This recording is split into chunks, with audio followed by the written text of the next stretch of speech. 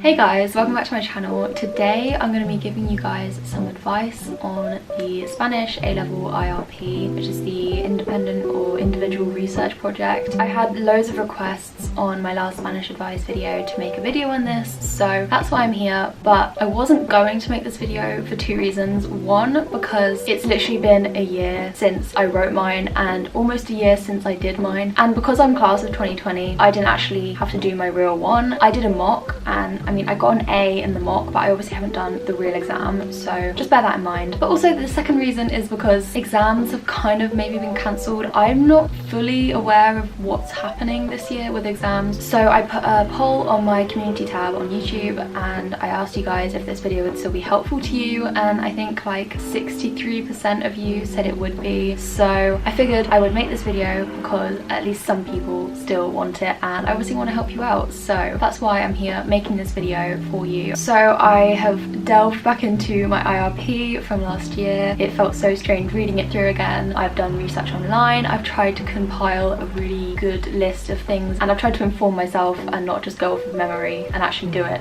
with proper sources. Maybe you still have to do the IRP this year, I'm not sure, or maybe you know that you have the IRP coming up next year and you want to be prepared and get a bit of knowledge for then. So hopefully this will help someone out there, fingers crossed, it's not for nothing. So I'm going to basically split this into several different sections. I'm going to have a section on what's involved in the IRP in case you're not fully aware and you want a bit of basic knowledge. I'm going to give you guys some advice on choosing a topic because this was something that I really struggled with. I'm going to give you some advice on content and structure and everything like that, and then finally I just have some general tips as well to cover. So I really hope this video is helpful to you, and let's just get straight on into it. So the first thing I just wanted to say is it's okay to feel overwhelmed. If you're feeling really stressed, that's completely normal because that's exactly how I felt, and I think it's a very overwhelming task. It's the first time I had to do anything like that, I think, especially as it's in Spanish and not English. It's normal to feel scared, don't worry, you'll be fine, you'll get there eventually. It just sometimes is a fairly long process, but it's also rewarding, I feel like, once you finally get there and you know what you're doing and you know your topic really well. So now I just want to go over what's involved with the IRP, just very basic points about it. I have some notes on my phone, so if I keep looking down then that's probably why. So the IRP is worth 35 marks out of the 60 marks available for the speaking exam, so it's over half, which is just something to bear in mind. But to be honest, they're fairly evenly weighted, both halves of the exam, so obviously it's really important, but at least you do have the other half of it to help you as well. So your first section is going to be your presentation. This is supposed to be about 2 minutes long, and you basically just give some information about your topic. I'm going to give more advice about this section later on in the video, so I'm not going to go too in depth with that now. And then the second section of your IRP is the discussions. This is about 9 to 10 minutes long. Your teacher will ask you several questions. I think I had about 8 or something like that. And what it says online is students will need to use language spontaneously to develop ideas and opinions independently, answer questions, express thoughts and feelings, present viewpoints, develop arguments, justify conclusions, and analyze and evaluate their chosen topic. So that's obviously a lot of words and quite overwhelming, but I think basically the idea is that you want to be able to express your opinion, justify your opinions, give analysis as well, and be able to have a good sort of solid discussion with your teacher. I think those are the main points to take from that. So I'm just going to move on to talking about advice for choosing your topic. I think this is possibly the hardest part about the entire IRP,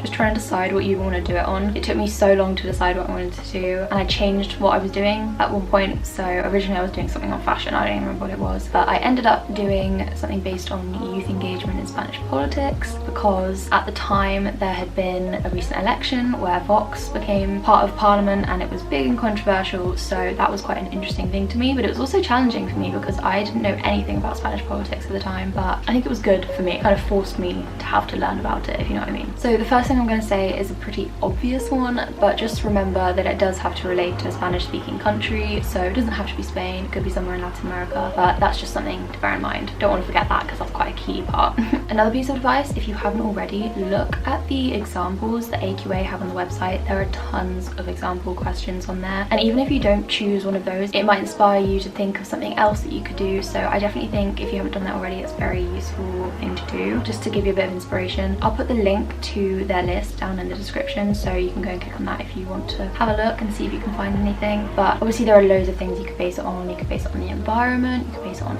food, dance, music, a book or a film, as long as it's not the one that you studied. Honestly, there are so many options out there. It's just finding one that's right for you. So moving on from that, choose a topic that you're interested in. Obviously you'll have to spend a lot of time researching this topic, so if it's something that you're interested in, then it will make it a lot easier for you to do that, if you know what I mean. If you enjoy it, it'll just make it a lot more bearable.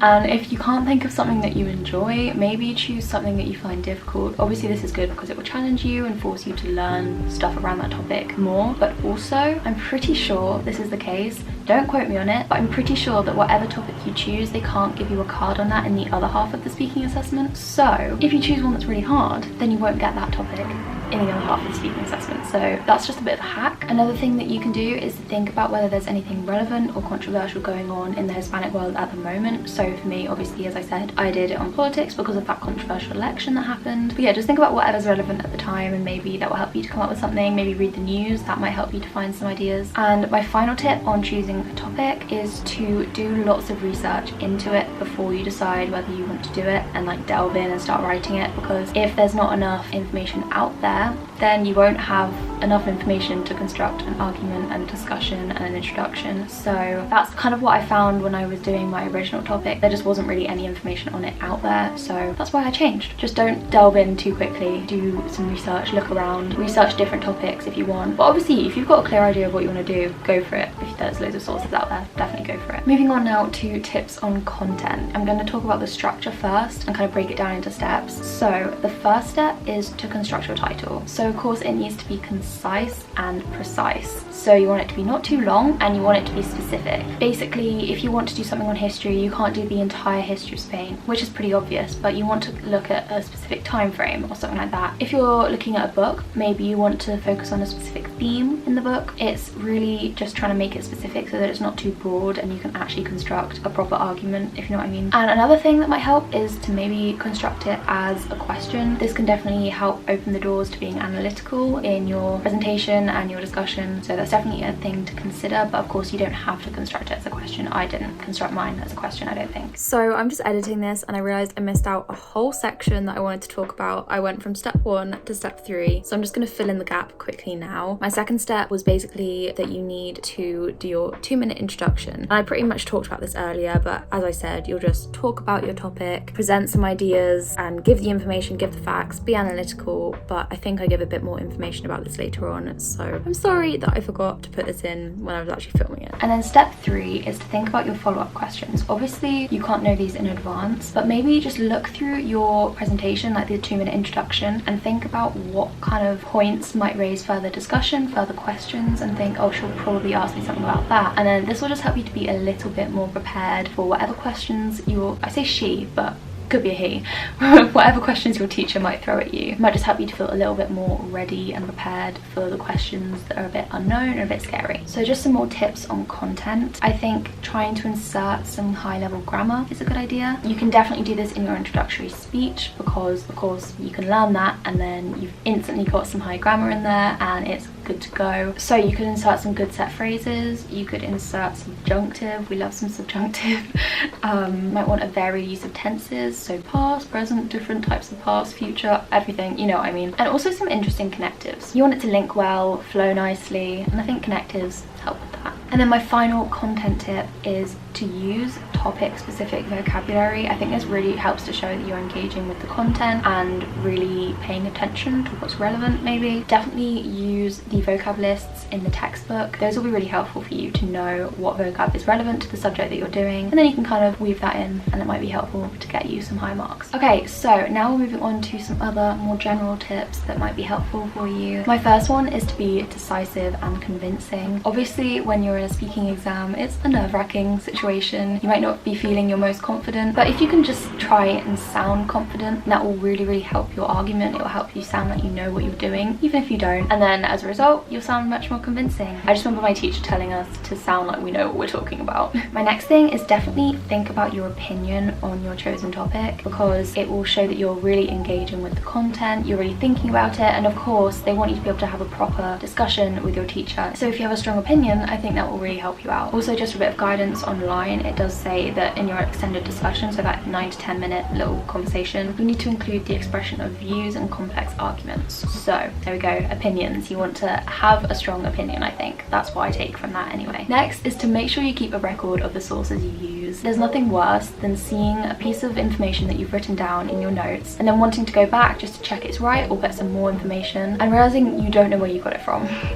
So definitely, just as you're making notes, have a little bibliography at the end and just copy all the links in. It doesn't have to be real referencing or anything, just the links, and then at least you'll have all of your sources in one place and you know where you got all your information from. And also, you actually have to be able to give at least 2 sources as part of your IRP to show that you've done independent research, and a maximum of 10 sources. If you just keep a note of them as you're researching, that'll make it a lot easier for you, so you don't have to just go back and try and find the ones that you used. So finally, I have a few tips on how to revise the IRP. Obviously, revision is a very independent, individual thing. Different things work for different people, but I'm just going to give you some advice of what helped and worked for me. So I personally found it really helpful to break my IRP down into sections. You don't necessarily want to be trying to learn that big fat paragraph all in one go. Don't think that will be very easy. Obviously, it's only a 2-minute introduction, but it's still a good sized paragraph. So maybe break it down into sentences, phrases, whatever works for you. And I just wrote this down on a flashcard, and then I would read them through, try and learn them, speak them back, and then I would get my mum or a friend or someone to test me on it. And for some reason, reading through and then being tested has always worked for me. I don't really know why. Obviously, that's very different for everyone. That's how I used to revise biology as well. I would just write it out, read it through, and get someone to test me. It's really just different for everyone. Also, maybe try revising some topic-specific vocabulary, because you might want to insert that into your discussion at the end. Maybe some set phrases. Obviously, revising grammar is always helpful. I recommend the AQA grammar book that I mentioned in my last video. I'll try and link it down below for you, and that just has a load of exercises in it that you can do. So I think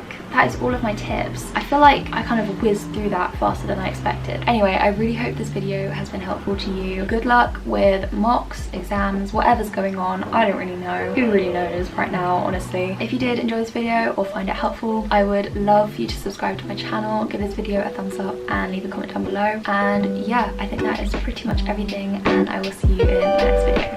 Bye!